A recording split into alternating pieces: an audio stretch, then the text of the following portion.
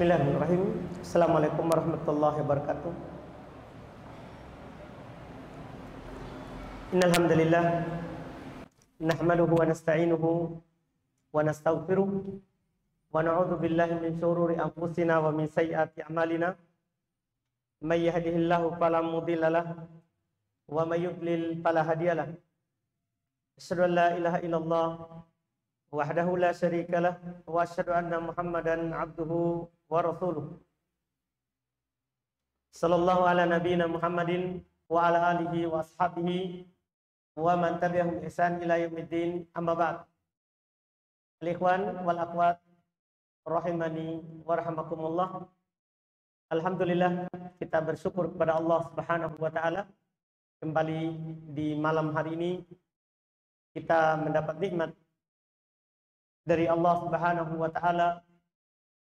Kita masih berada di atas Islam, berada di atas keimanan serta kesehatan sampai saat ini, dan kesempatan di waktu ini untuk melanjutkan kajian kitab Bulughul Maram min Adillatil Ahkam karya Al-Imam Al-Hafidz Ibn Hajar Al-Asqalani Asy-Syafi'i rahimahullahu ta'ala. Kita di malam hari ini insyaallah ta'ala pembahasan penutup tentang mengusap di atas kedua sepatu. Sisa 3 hadis lagi, tapi kandungan fikihnya sudah kita ambil di pertemuan-pertemuan sebelumnya. Jadi insyaallah 3 hadis ini akan selesai. Ditambah lagi ada 2 hadis yang belum sebutkan, adalah hadis yang dhaif, sehingga kita cuman akan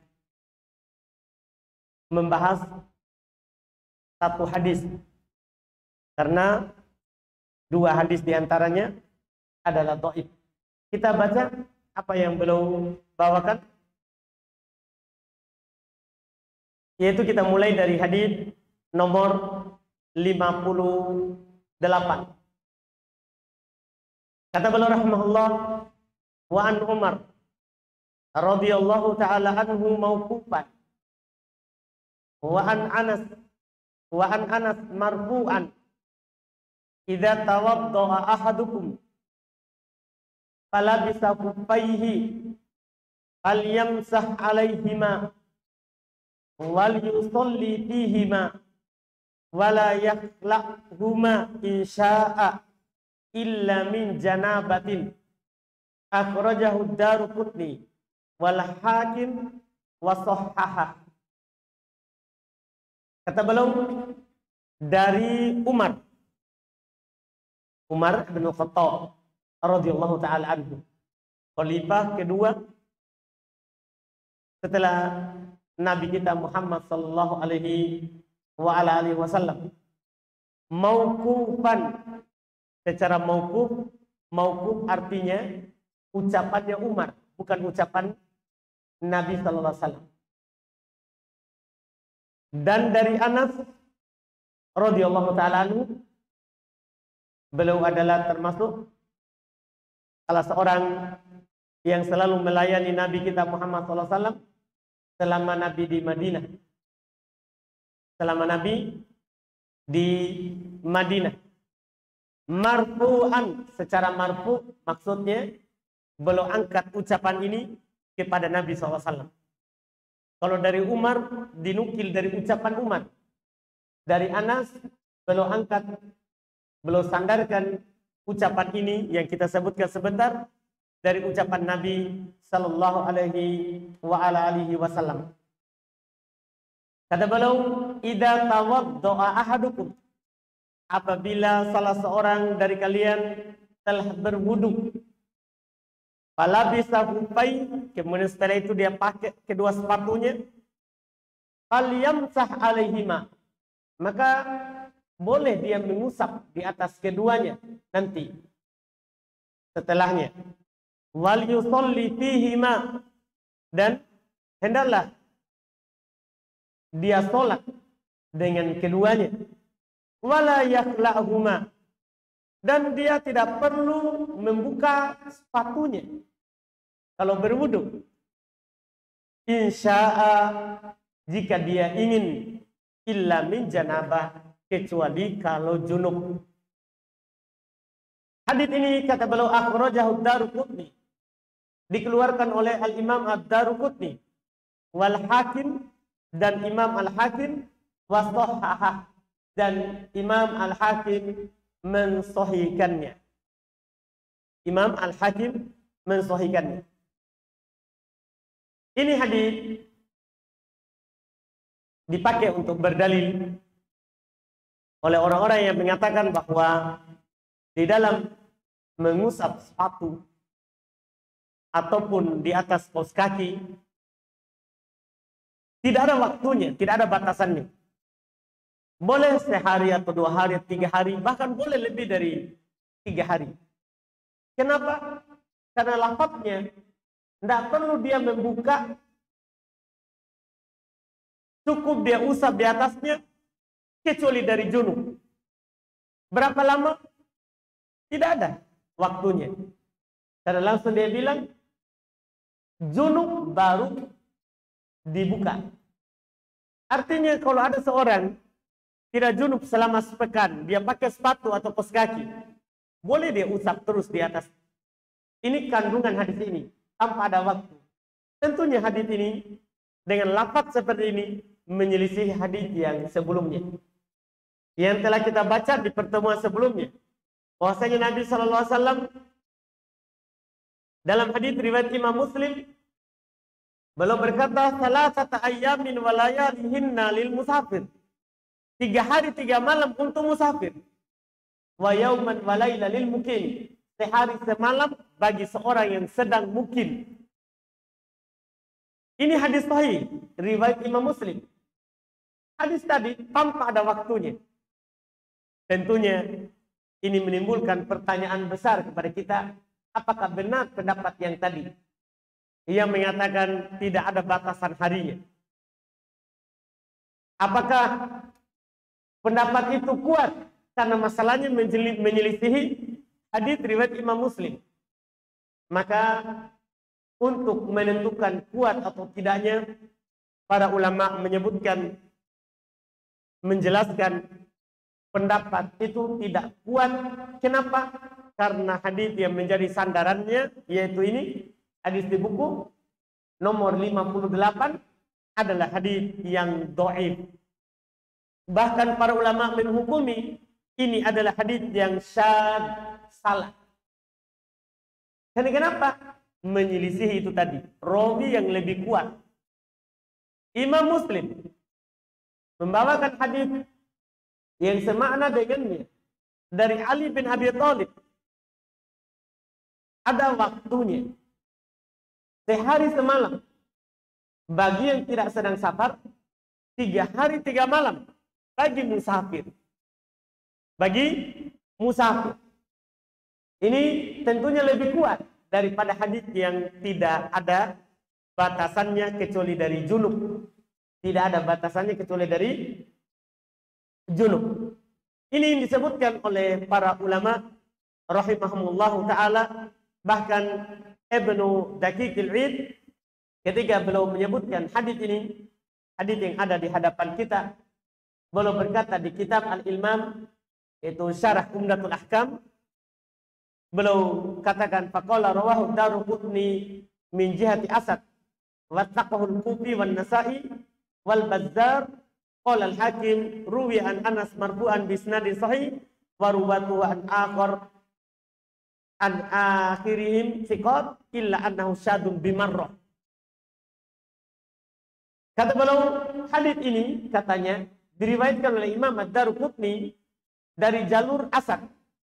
Dia dikuatkan oleh para perawi orang-orang Kufa, juga dikuatkan oleh Imam An-Nasa'i, demikian pula Al-Bazzar. Juga berkata Al-Hakim diriwayatkan dari Anas secara marfu dengan sanad yang sahih. Riwayat rawi-rawinya kuat, tetapi lafadznya sangat salah. Jadi bukan masalah rawinya ini masalahnya menyelisih yang lebih jelas lapat.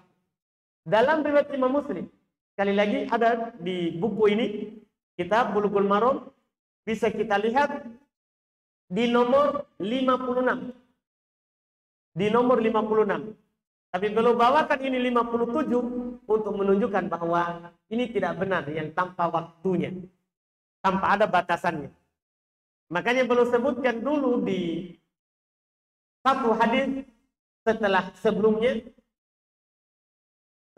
yaitu nomor 56, hadis yang lebih sahih daripada itu.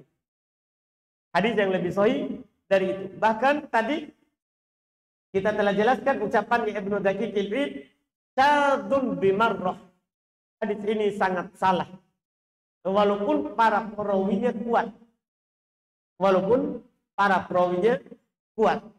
Demikian pula yang disebutkan oleh para ulama yang lain terkait dengan hadis ini. Makanya kita ingatkan kembali bahwa yang benarnya di dalam mengusap sepatu atau mengusap di atas kaos kaki itu adalah ada batasan harinya, ada batasan waktunya. Bagi orang yang tidak safar, maka boleh dia usap di atas sepatunya atau kaos kakinya. Tentunya yang dia akan pakai sholat, itu syaratnya. Adapun kalau mau masuk masjid dia buka di luar, tidak boleh diusap. Harus dia cuci kakinya. Ini syaratnya.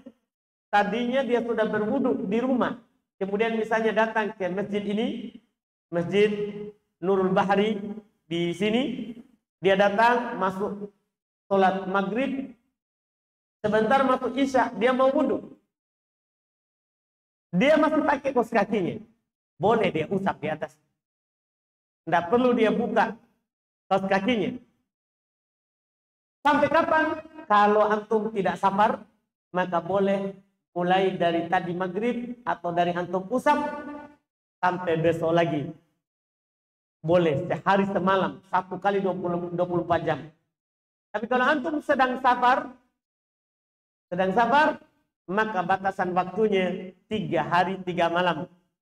3 hari 3 malam. Ini tentunya yang benarnya daripada pendapat yang tadi yang kita singgung, yang mengatakan tidak ada batasan harinya kecuali junub, hadisnya syad. Kemudian berikutnya di hadis 59 kata beliau, an Abi Bakrah radhiyallahu taala anhu anin Nabi sallallahu alaihi wasallam qala annahu rakhasa lil musafiri thalathata ayyamin wa layaliyahunna walil mukim yawman wa lailatan idza tatahhara fala bisa kufaihi ayyam saha alaihima akhrajahu Daruqutni wa sahahu Ibnu Khuzaimah. Dan ini tentunya sebagai pendukung apa yang kita katakan tadi, bahwa hadis sebelumnya tadi nomor 58 salah lafadznya. Kata beliau dari Abi Bakrah radhiyallahu taala anhu dari Nabi sallallahu alaihi wasallam. Kata beliau bahwasanya Nabi sallallahu alaihi wasallam merakhasa, memberikan keringanan bagi musafir 3 hari 3 malam, bagi mukim sehari semalam, dengan syarat apabila dia telah bertoharoh kemudian dia pakai sepatunya. Perhatikan syaratnya. Adapun antum kalau pakai sepatu atau pakai kaos kaki, sebelumnya tidak berwudu, maka tidak boleh nanti usap. Karena syaratnya, lihat lafadznya. Fala bisa hufaihi. Nabi pakai sepatunya. Kapan? Idza tatahhara. Apabila beliau sudah bertoharoh sebelumnya. Jadi sudah berwudu dengan sempurna, baru pakai sepatu atau kaos kaki, setelah itu usap di atasnya boleh. Adapun tidak bertoharoh sebelumnya, maka tidak dibolehkan. Ayyam saha alaihima.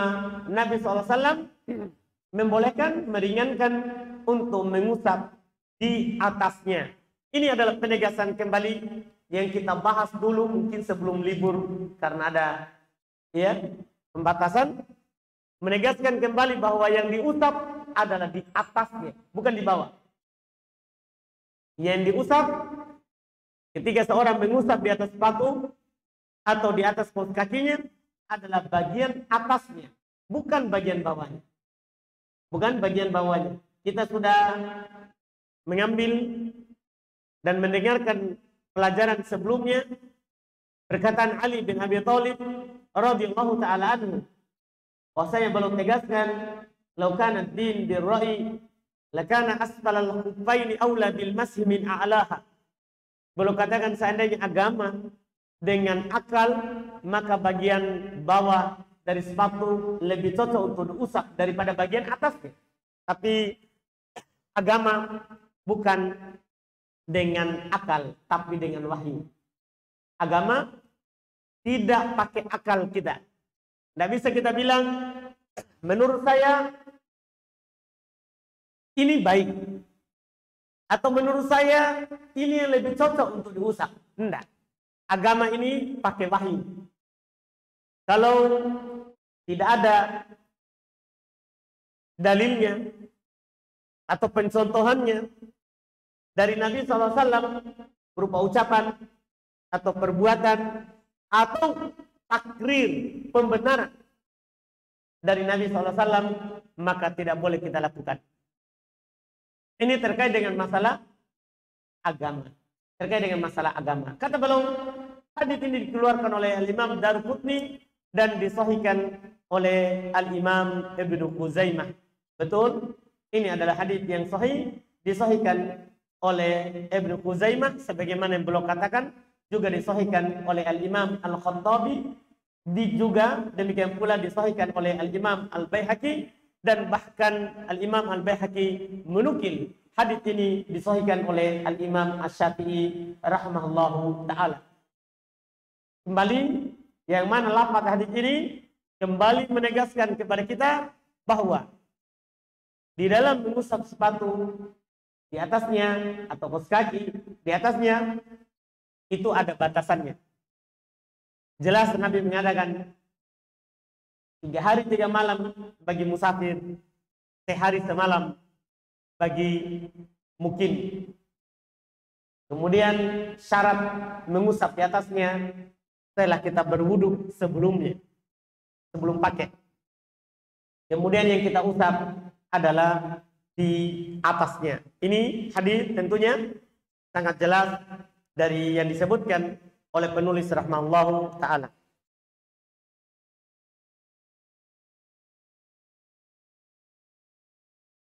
Baik, kita baca hadis terakhir. Kata beliau rahimahullahu taala, an Ubay ibn Imarah radhiyallahu taala anhu annahu qala, ya Rasulullah, amsahu 'alal khuffain? Qala na'am. Qala yawman? Qala na'am. Qala wa yawmain? Qala na'am. Qala fa thalathata ayyam? Qala na'am. Wa ma syi'ta. Akhrajahu Abu Dawud wa qala laisa bil qawmi. Kata beliau dari Ubay ibn Imarah radhiyallahu taala anhu, beliau berkata, wahai Rasulullah, apakah boleh saya mengusap di atas sepatu saya? Kata Nabi, iya, boleh. 1 hari? Nabi bilang, iya. Dia tanya lagi, 2 hari? Nabi bilang, iya. 3 hari? Nabi bilang, iya. Yang masalahnya setelahnya. Qol, kata Nabi SAW, iya, wa ma syi'ta, dan berapa lama pun kamu ingin. Ini masalahnya. Jadi dia bertanya, boleh nggak saya usap di atas sepatu? Kata Nabi, boleh. Boleh 1 hari? Kata Nabi, iya boleh. Boleh 2 hari? Kata Nabi, boleh. Boleh 3 hari? Kata Nabi, boleh. dan sampai kapanpun antum inginkan. Ini lafaz, kembali lagi, ini adalah lafaz yang aneh. Kenapa? Hadis sahih sebelumnya. Dalam riwayat Imam Muslim, kembali lagi. Dan hadis yang baru saja kita baca tadi. 3 hari 3 malam untuk musafir. Sehari semalam untuk mukim. Sementara hadis ini terserah sampai kapanpun. Ini menunjukkan keanehannya. Hadis ini kata beliau dikeluarkan oleh Imam Abu Daud. Dan Imam Abu Daud berkata, laisa bil qawi, hadisnya tidak kuat. Hadisnya tidak kuat. Dan betul apa yang disebutkan oleh penulis, oleh Imam, dari ucapan dari Imam Abu Daud, hadis ini tidak kuat. Hadis ini yang ada di hadapan kita didhaifkan oleh Imam Al-Bukhari rahimahullah. Kata Imam Al-Bukhari, la yasih, tidak sah.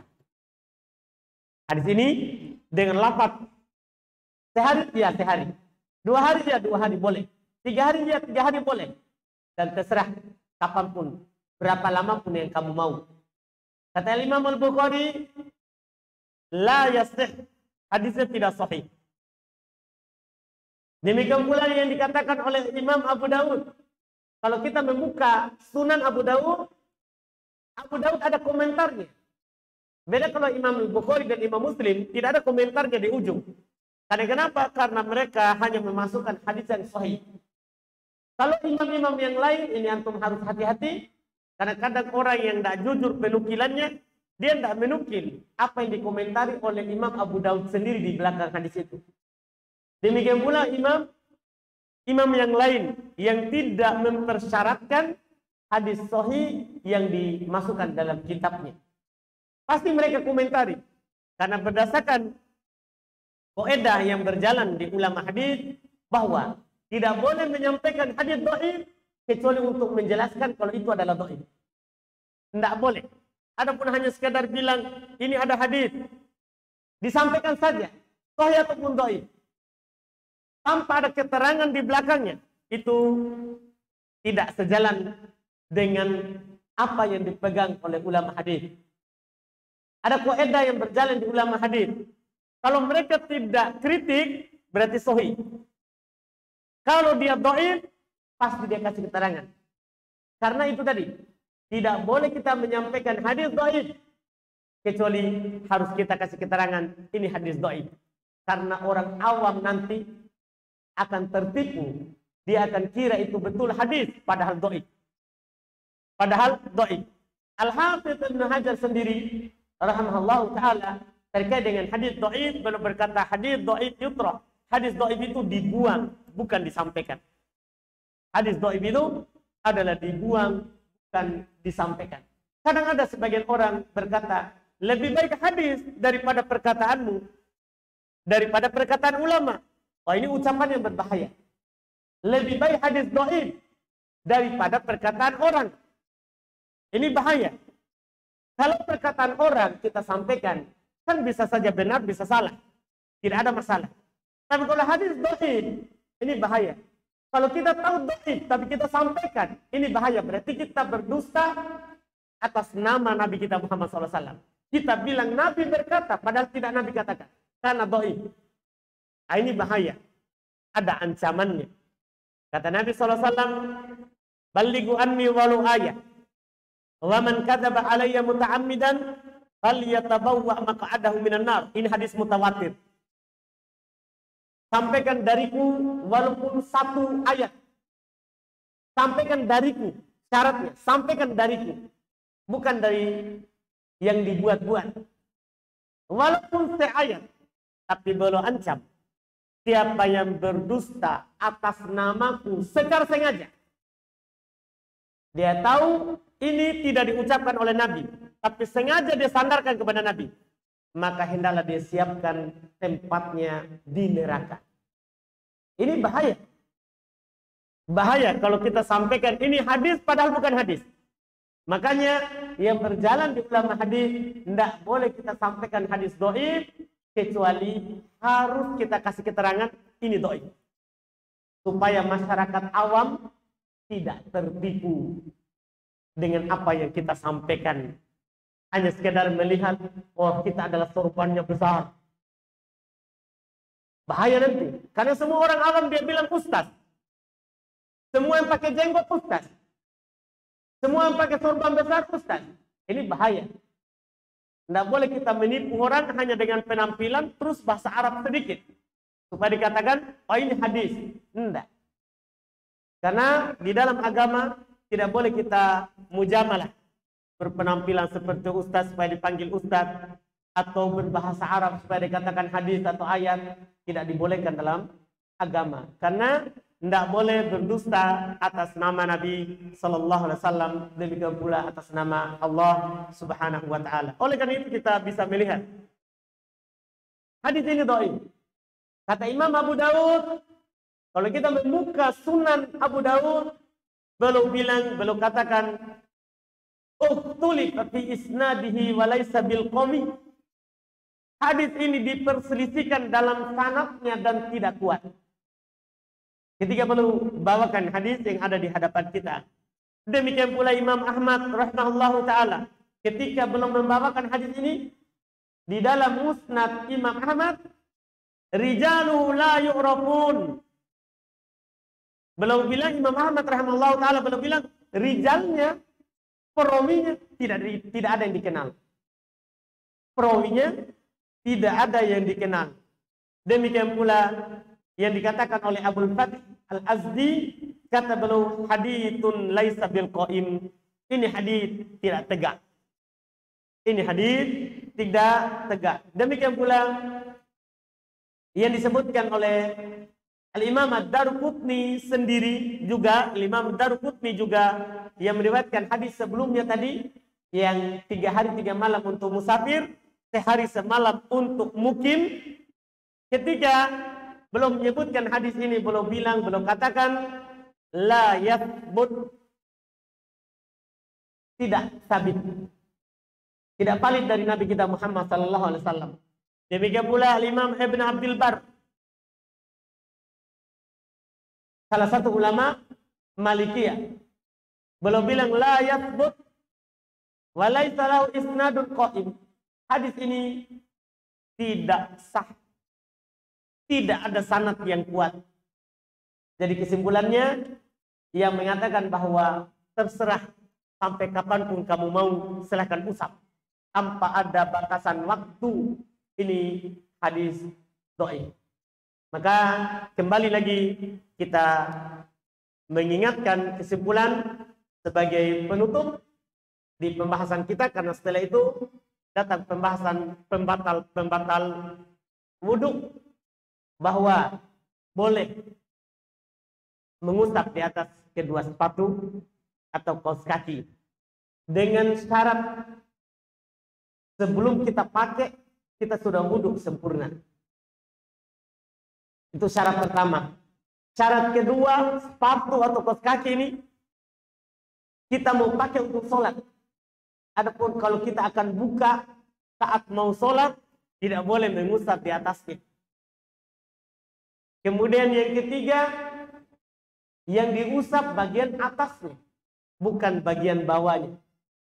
Cara mengusapnya boleh hanya dengan satu tangan kanan untuk kanan dan kiri, dan boleh untuk kanan-kanan, kiri-kiri. Jadi kita basah boleh langsung di atasnya. Cara mengusapnya. Dan satu kali saja. Bukan 3 kali. Sekali saja. Karena rata-rata mengusap semuanya sekali. Kepala sekali. Demikian pula sepatu. Demikian pula sepatu atau kaos kaki. Kemudian kesimpulan yang terakhir, dan ini yang paling penting yang kita bahas di malam hari ini, waktunya yang dibolehkan untuk mengusap. Sehari semalam kalau kita sedang tidak safar,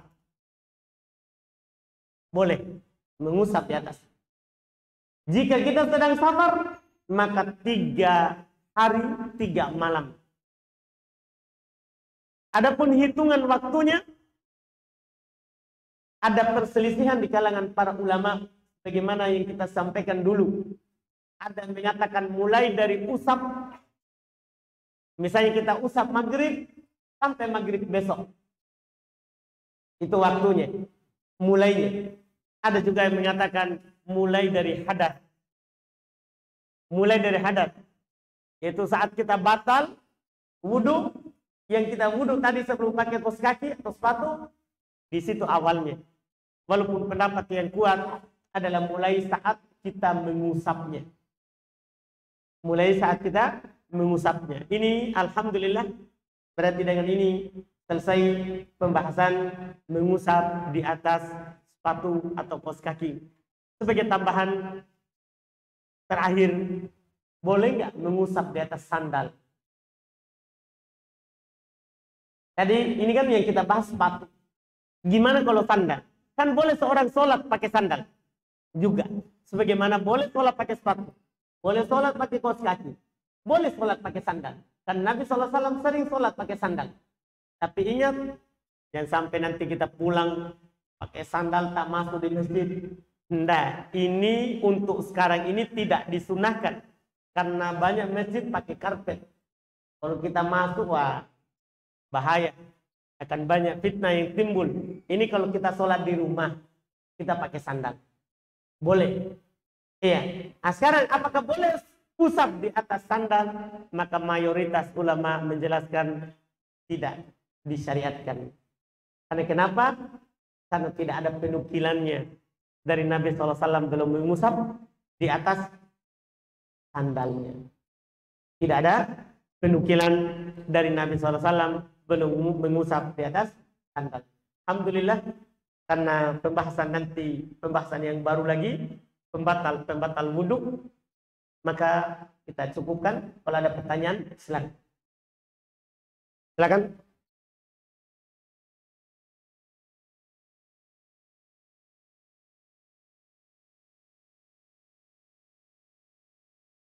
Ulang.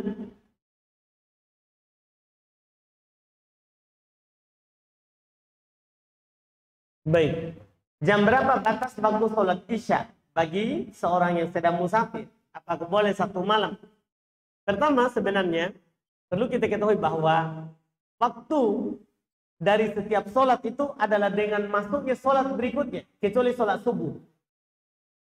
Karena sholat subuh habis waktunya kalau matahari terbit.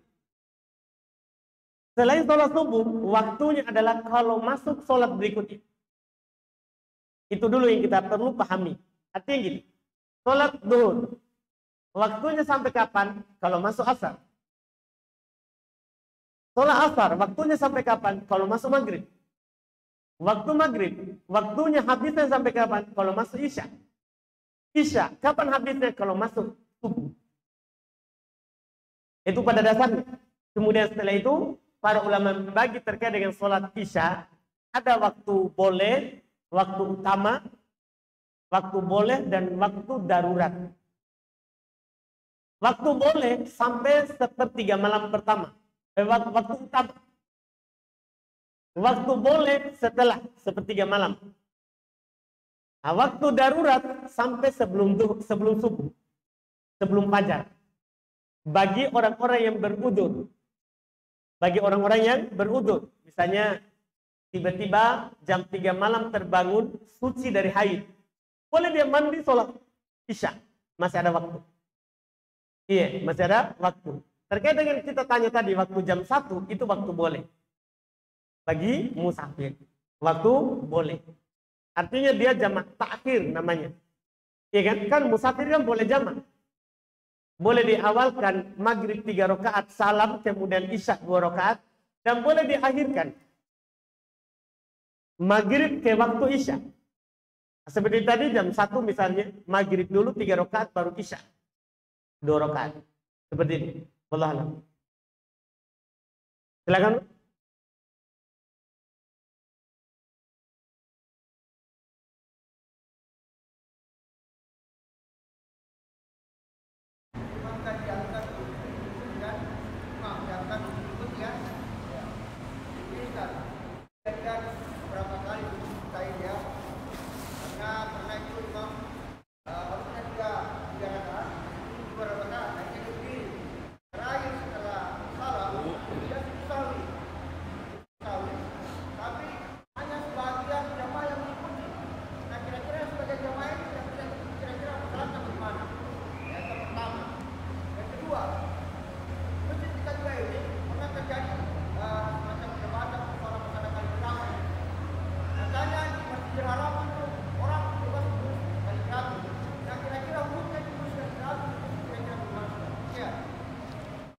Baik, alhamdulillah. Kita dengar tadi pertanyaan dari orang tua kita, katanya kan imam itu diangkat supaya diikuti. Betul seperti itu karena Nabi SAW bersabda, innama ju'ilal imam liutama bih.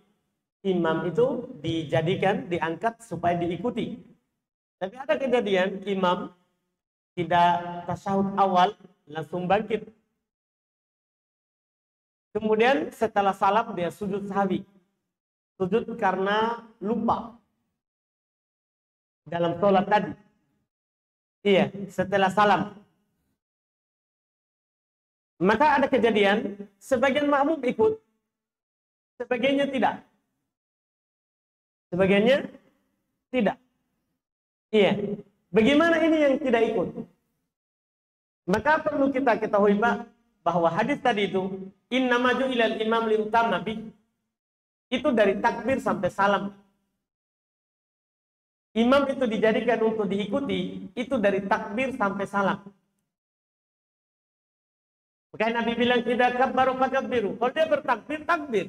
Ikuti. Sebelum takbir, tidak. Dan sampai salam. Karena Nabi katakan, pembuka daripada sholat adalah takbir, penutupnya adalah taslim, salam. Ketika dia salam, sudah putus antara hubungan imam dan makmum. Jadi tadi, kejadian yang kita dapatkan, kalau makmum tidak sujud, tidak ada masalah. Apalagi di atas mayoritas, pendapat mayoritas ulama, sujud sahwi hukumnya sunnah. Bukan hal yang wajib. Tapi bagi yang menyatakan wajib, sholatnya tetap sah, tapi dia berdosa. Karena tidak sujud sahwi. Bukan karena tidak ikut imam. Itu kalau setelah salam dia sujud. Adapun sebelum salam, ini masalah. Tentunya dia salah. Kalau sebelum salam. Karena masih ada ikatannya antara imam dan makmum. Kalau imamnya sujud sebelum salam. Kemudian pembahasan yang berikutnya, pertanyaan beliau yang kedua, bagaimana tentang hukum kaligrafi di masjid? Kaligrafi di masjid, Pak, tidak ada tuntunannya dari Nabi SAW. Dari dulu sudah banyak sahabat yang pintar melukis, pintar menulis, tapi tidak dilakukan oleh Nabi SAW dan oleh para sahabat. Cuman masalah kita sekarang, katanya di Masjidil Haram, Haramain, katanya banyak kaligrafinya. Itu siapa yang melakukannya? Kan begitu. Para ulama tetap mengingkarinya, tapi kalau penguasa yang mau, siapa yang bisa larang? Itu kan dilakukan oleh penguasa-penguasa setelah masa sahabat. Dilakukan oleh penguasa setelah masa sahabat. Itu yang melakukannya, bukan dari sahabat. Dan perlu kita ketahui, Pak, bahwa sepakat para ulama, perbuatan penduduk Madinah, Makkah, bukan hujah. Yang hujah itu adalah ucapan Nabi, perbuatan Nabi, pembenaran Nabi, dan perbuatan sahabat. Adapun perbuatan penduduk Madinah setelah sahabat, bukan hujah. Bukan dalil akan bolehnya. Itu yang perlu kita ketahui, Pak. Itu wallahu a'lam.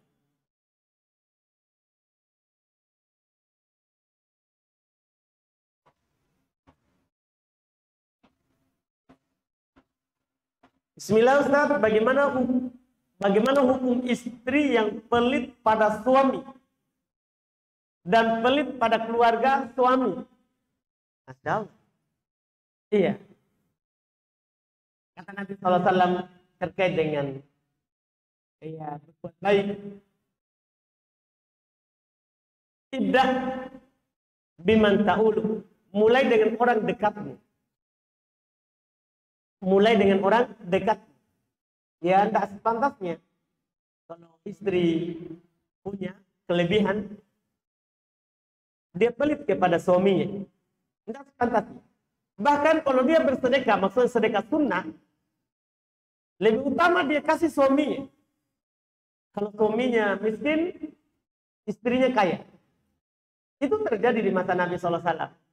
Ada seorang istri, Dari sahabat Nabi SAW dia mau bersedekah. Kata suaminya, sedekah ke saya. Dia bilang, enggak, saya enggak mau lakukan kecuali setelah kamu bertanya kepada Nabi SAW. Dia bertanya, Nabi bilang, iya. Sedekah kamu kasih kepada suamimu itu lebih utama daripada orang lain. Kalau suamimu butuh. Suamimu butuh. Iya. Suami kamu butuh. Ini yang perlu. Kecuali suami banyak juga uangnya, kemudian istri tidak kasihkan, dia tahu di banyak juga uangnya, kasih yang lain, alhamdulillah, itu haknya karena haknya istri, haknya istri. Terkadang yang pelit kepada keluarga suami, perlu juga diketahui oleh istri bahwa di antara hak suami adalah si istri berbuat baik kepada keluarga suami. Itu hak suami. Sebagaimana sebaliknya, hak istri adalah si suami berbuat baik kepada keluarga istri. Itu termasuk hak dalam kehidupan rumah tangga. Semuanya harus ditunaikan. Semuanya harus ditunaikan. Kalau kita dermawan, suka kasih orang lain, maka keluarga suami itu adalah bagian dari orang yang lebih utama kita berbuat baik kepadanya. Lebih utama untuk berbuat baik kepadanya. Karena di dalamnya terdapat pemenuhan hak suami sekaligus berbuat baik kepada orang-orang dekat kita. Orang-orang dekat kita. Itu wallahu a'lam.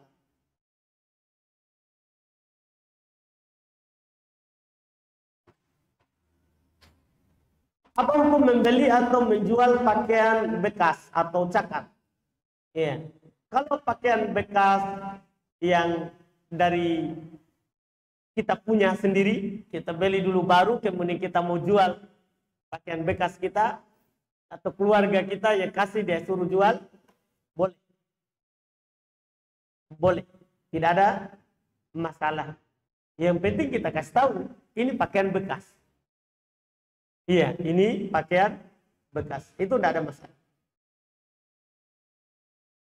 Adapun dari luar, kembali ke pemerintah. Pemerintah izinkan atau tidak?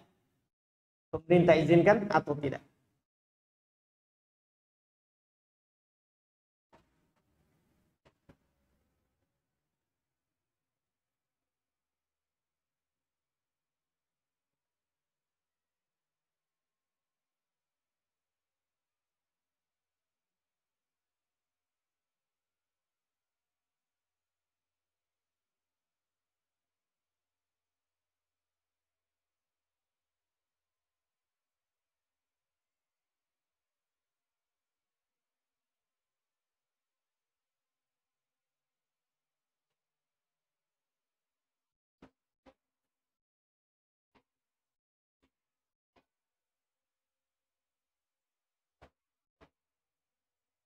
Ini Masya Allah, tulisannya agak ini sedikit, saya tidak bisa baca.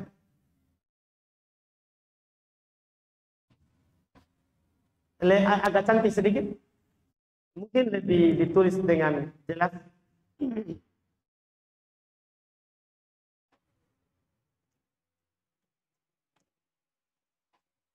Afan izin bertanya Ustaz, saya seorang akhwat yang akan menggelar acara lamaran.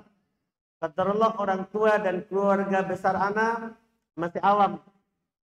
Dan menurut kebiasaan di sini, jika ada cara lamaran, biasanya ada dipakaikan cincin kepada si perempuan. Sudah saya jelaskan ke orang tua saya, jika saya tidak mau, tapi orang tua saya mulai tidak terima dengan tensi pembicaraan mulai tinggi Ustaz. Mohon nasihatnya. Sebenarnya gampang. Iya, kalau adat seperti itu kan yang membuat kita berat. Jangan sampai nanti laki-lakinya yang datang pakaikan cincin. Kan itu masalahnya.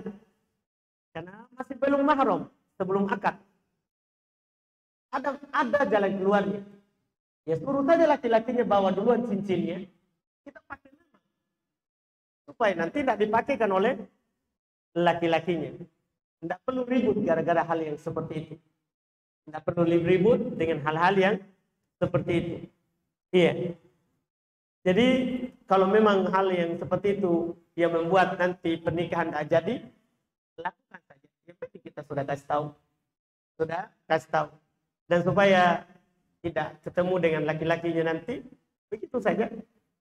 Suruh sudah dikirim duluan cincinnya. Kita pakai memang sebelumnya. Itu sudah aman. Apa hukum jual celana pendek? Boleh. Tidak ada masalah.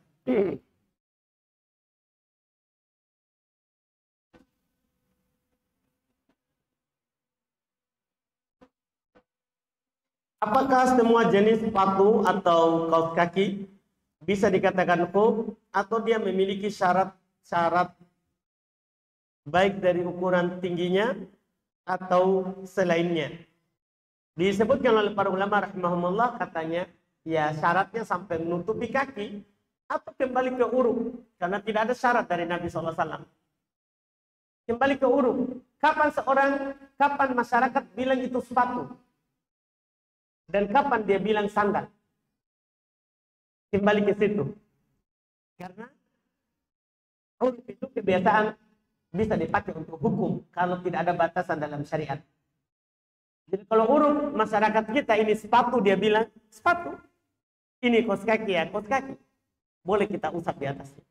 Walaupun ada pembahasan di antara ulama kita katanya harus menutupi mata kaki. Itu baru dinamakan hukum. Harus menutupi mata kaki baru dinamakan sepatu.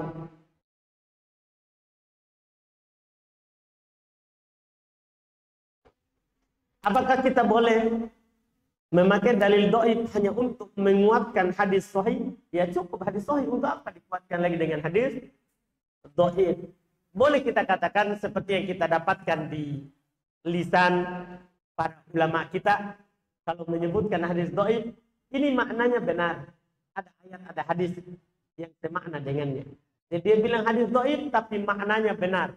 Bukan menguatkan tapi maknanya benar karena ada dalil lain yang semakna dengannya.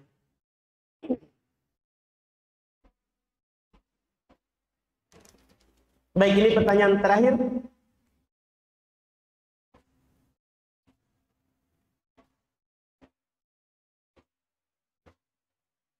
Bagaimana sholatnya seorang musafir yang benar? Apakah 4-4 atau 4-2 atau 2-2? Dan jika kita sholat bersama orang yang mungkin, hukum mana yang berlaku pada rakaat sholatnya? Apakah 2-2 atau 4-2 atau 3-2?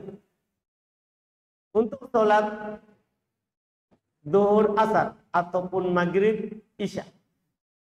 Pertama, kalau kita musafir dan kita akan sholat semuanya sebagai musafir, maka maghrib, isya 3-2, zuhur, asar 2-2. Itu kalau kita semua musafir yang akan sholat. Adapun kita imam kepada mukim, misalnya kita safar dari Makassar ke Parepare, kita sholat zuhurnya di Baru.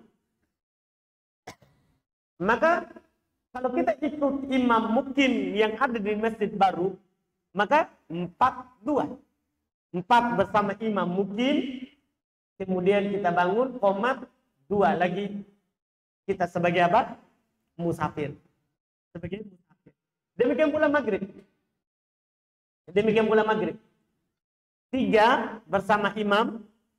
Dan juga maghrib, walaupun kita tidak ikut imam mungkin tetap 3. Kan dia tidak dijamak kosor. Maghrib itu tidak dijamak kosor. Tidak dijamak dikurangi rakaatnya. Tidak. Tetap 3. Jadi kita sholat bersama imam 3. Kemudian kita sholat lagi 2. Setelahnya untuk sholat isya.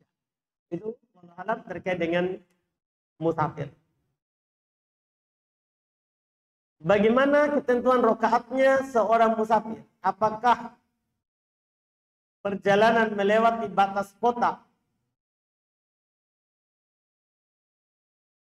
tempat kita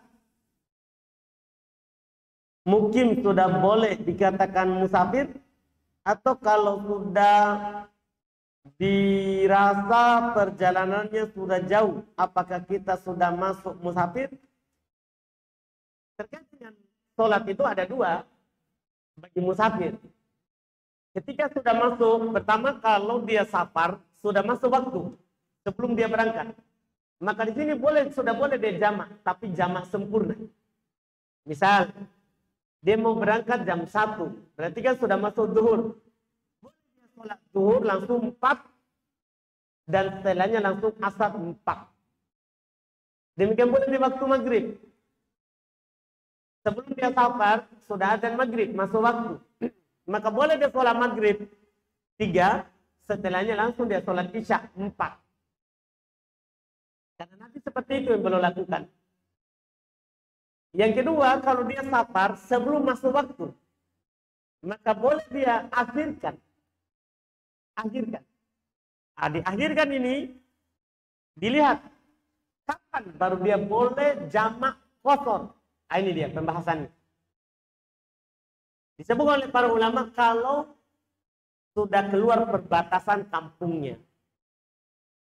Atau bahasa yang lebih umum dulu, karena kampung dulu jaraknya jauh-jauh. Kalau sudah tidak dia lihat lagi rumah penduduknya, tempat tinggalnya. Di tempat tinggalnya. Di pemukiman warga yang dia masuk di situ. Iya. Kalau sekarang ini lebih aman kalau pakai perbatasan. Karena rumah sekarang bersambung. Ya pakai perbatasan. Misalnya kalau kita pergi ke arah atas, ya sudah perbatasan Goa, Makassar, sudah musafir. Sudah boleh jamak qasar setelahnya. Demikian pula kalau kita ke daerah bawah, di mana perbatasannya? Daerah Maros. Ya sudah, setelahnya itu sudah boleh kita jamak qasar. Sebelum itu kita hanya boleh jamak sempurna. Hanya boleh jamak sempurna. Itu wallahu alam, kita cukupkan pembahasan kita di malam hari ini. Subhanallah wa bihamdik, asyhadu an la ilaha illa anta, astaghfiruka wa atubu ilaik. Assalamualaikum warahmatullahi wabarakatuh.